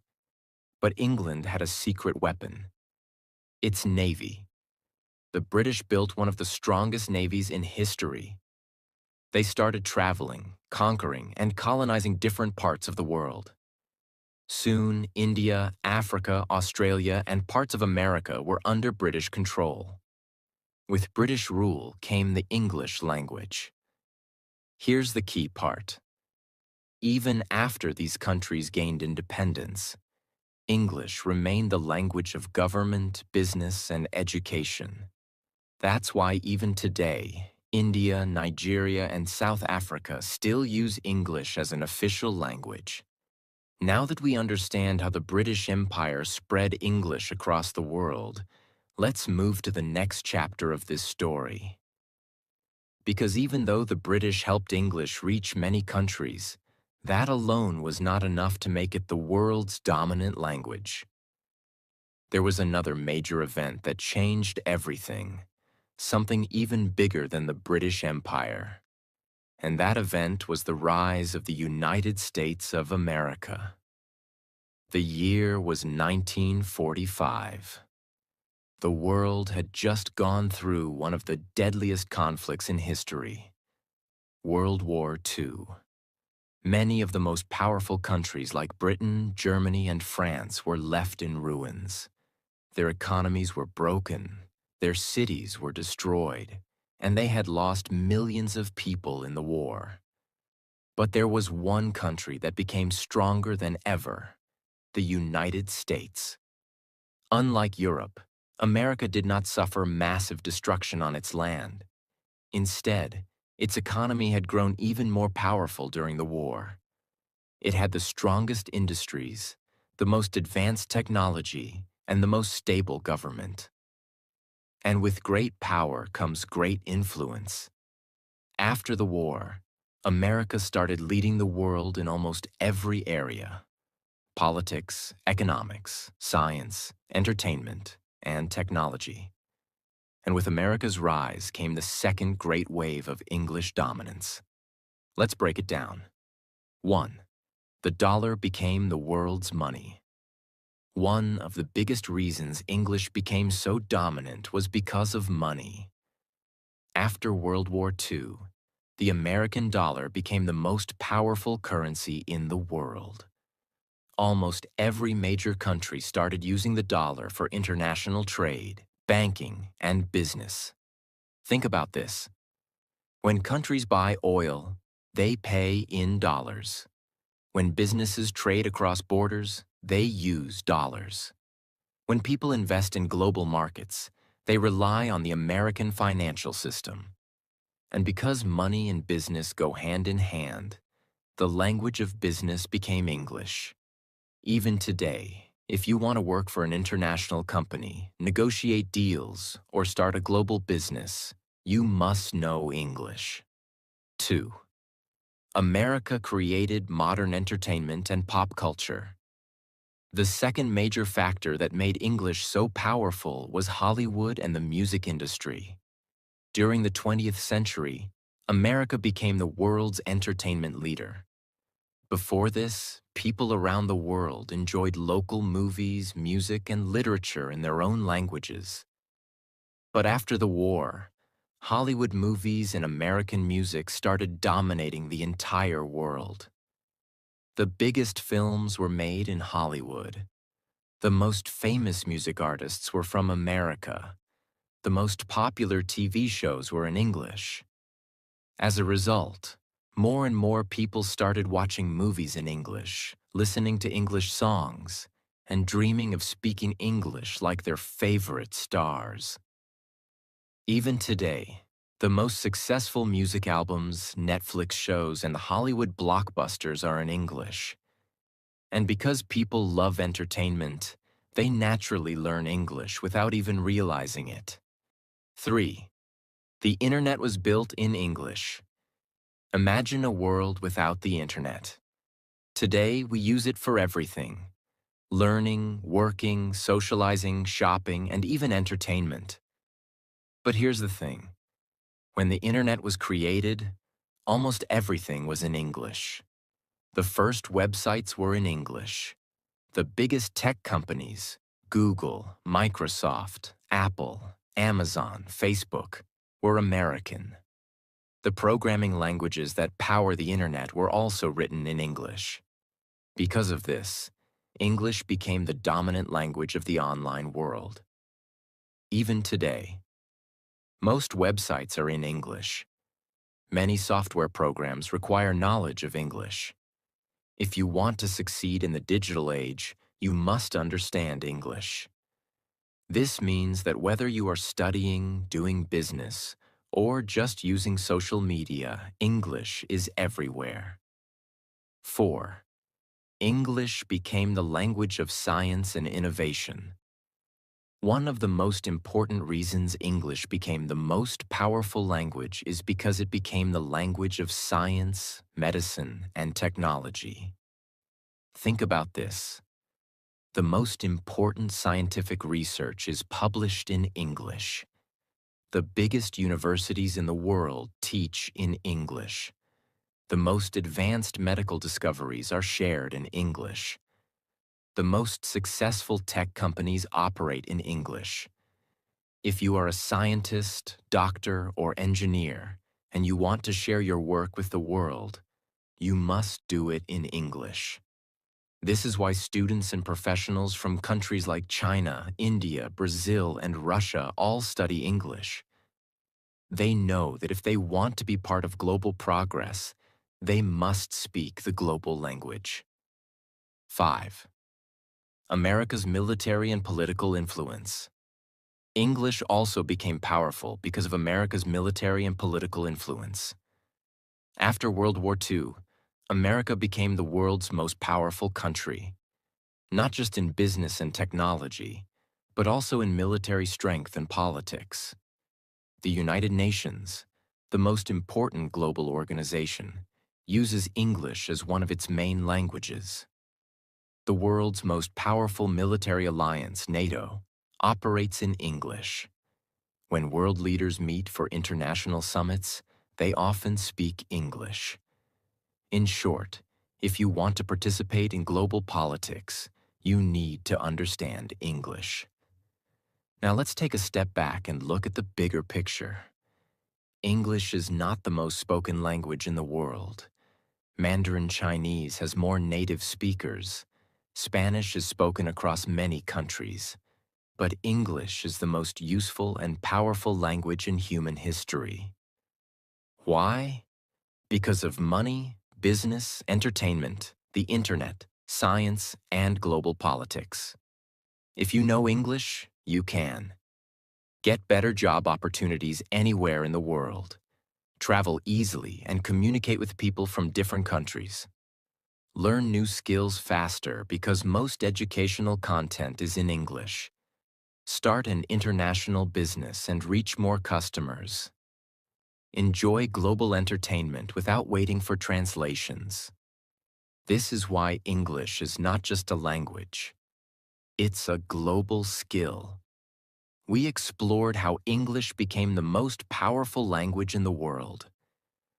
We saw how the British Empire spread it to different continents, and how America's rise made it essential in business, science, entertainment, and technology. But now, we have a big question to answer. Will English remain the global language forever? Or could another language like Chinese, Spanish, or even artificial intelligence AI translations replace it?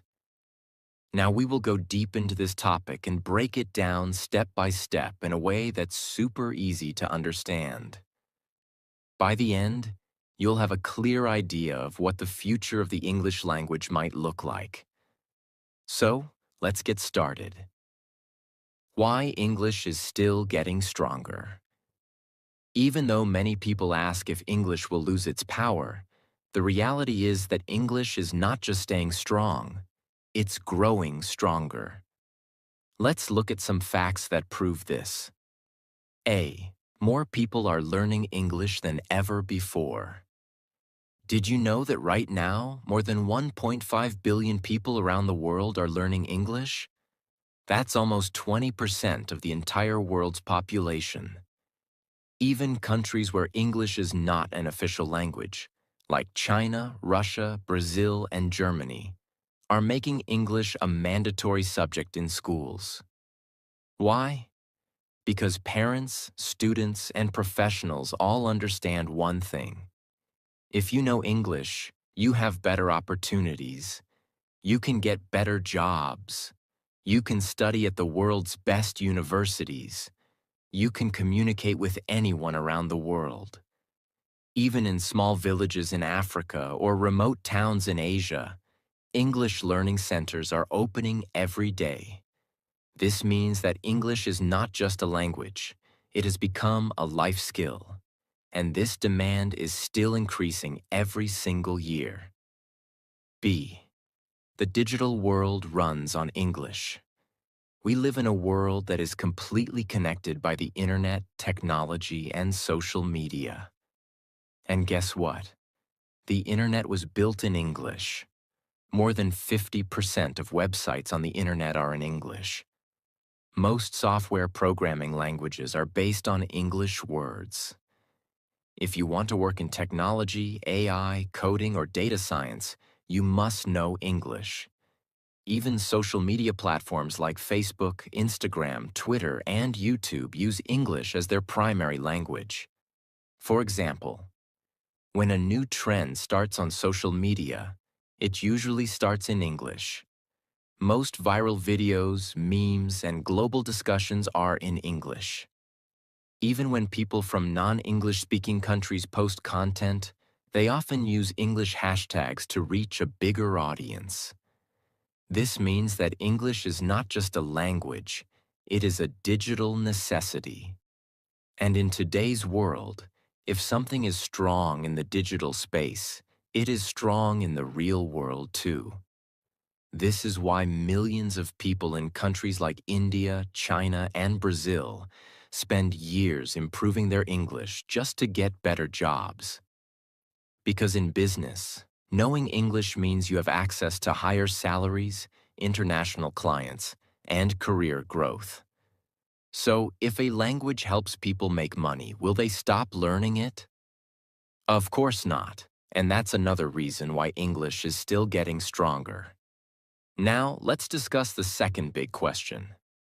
Could another language take over English as the global language? The answer is, it's possible, but very difficult. Let's look at some of the most powerful languages in the world and see if they could ever replace English. Chinese, Mandarin, the most spoken language. Chinese has more than 1.3 billion native speakers, making it the most spoken language in the world. And China is one of the fastest growing economies with a lot of influence in global trade, manufacturing, and technology. So, could Mandarin replace English? Here's the problem. Chinese is very difficult to learn.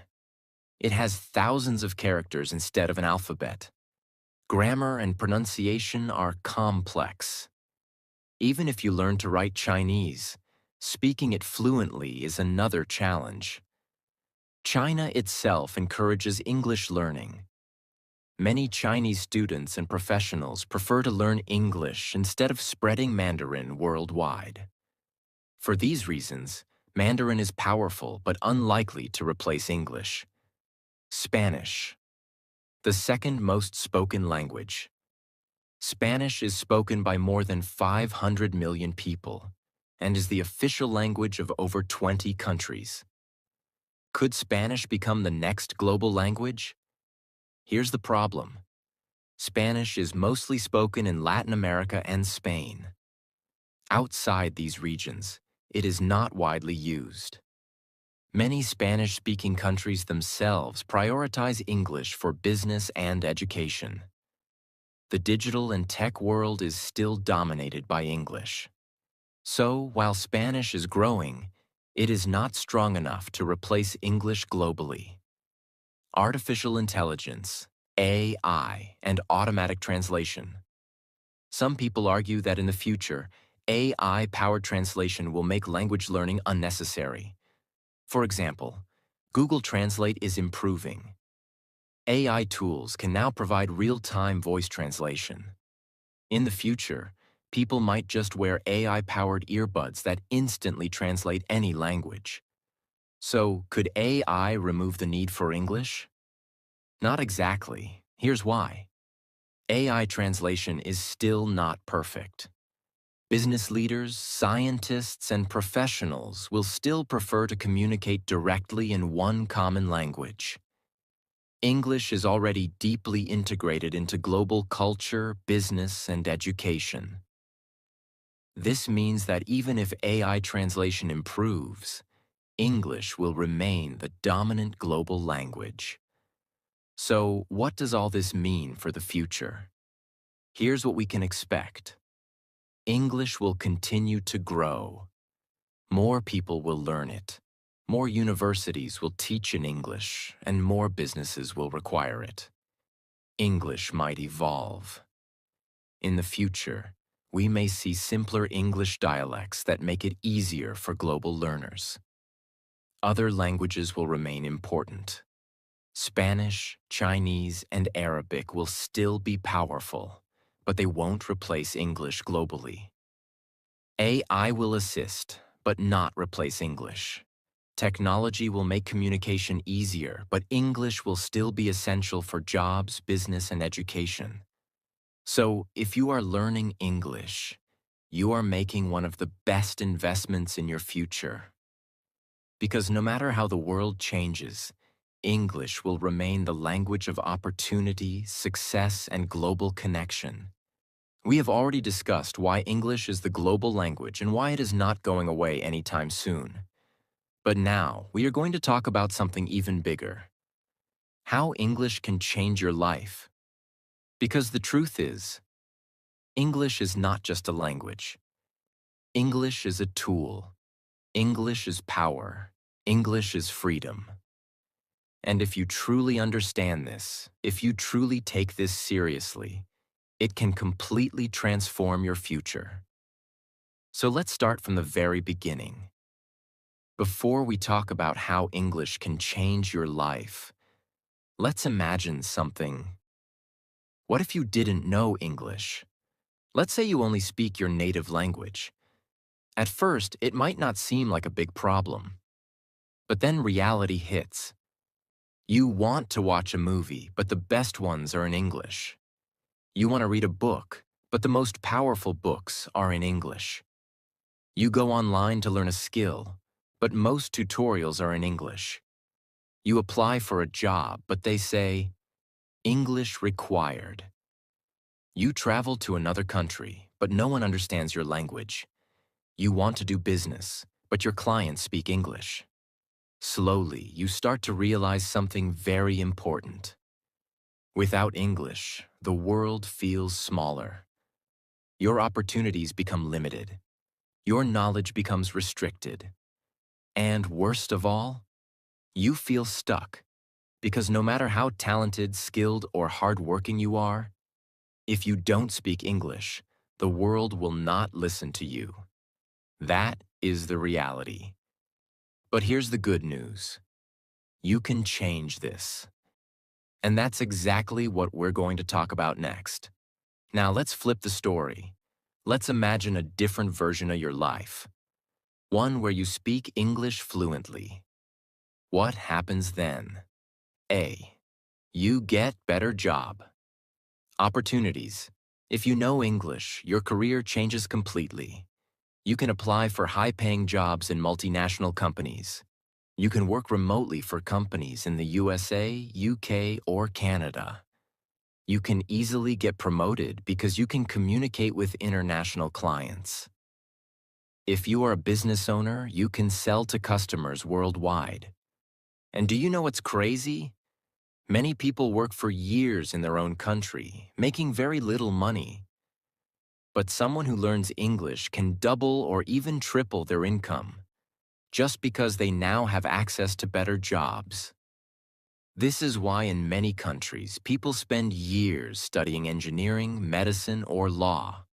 But in the end, they don't get jobs because they don't speak English. Meanwhile, someone who speaks fluent English can get a high-paying remote job with just a laptop and an internet connection. That is the power of English. B. You can travel the world without fear. Have you ever wanted to travel to Paris, New York, London, Dubai, or Tokyo? Have you ever wanted to visit a new country, explore new cultures, and meet new people? Well, here's a fact. English is the language of travel. When you land at an airport, all the signs are in English. When you check into a hotel, the staff speaks English. If you get lost, you can ask for help in English. No matter where you go in the world, someone will understand you if you speak English. But if you don't know English, traveling becomes stressful, confusing, and difficult. So if you want the freedom to explore the world without fear, English is your passport. You can learn anything you want. Let me ask you a question. What is your biggest dream? Do you want to become a doctor, engineer, designer, or artist? Do you want to start a business and become your own boss? Do you want to become a successful YouTuber, influencer, or writer? No matter what your dream is, there is one thing you need: knowledge. And guess where 90% of the world's knowledge is stored? In English. Think about it.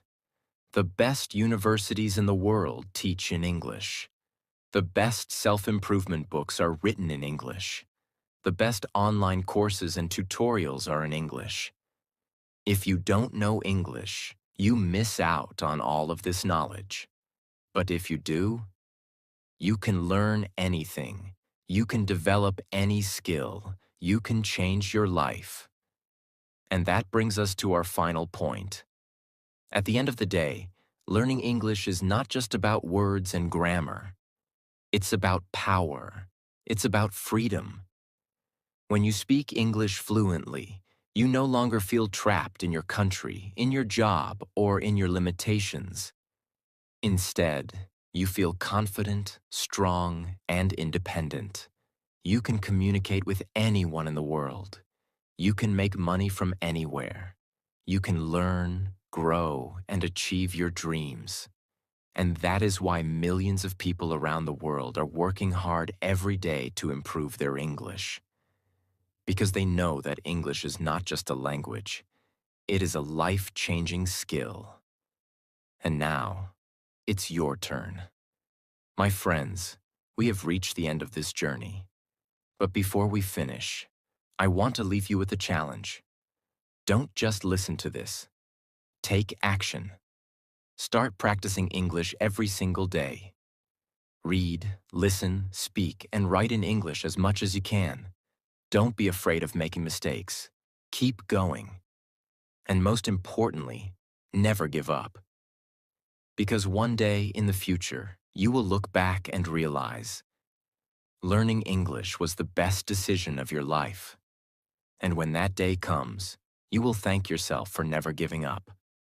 So go out there and make it happen. And if you found this video helpful, make sure to subscribe to my channel because I have many more powerful lessons coming your way.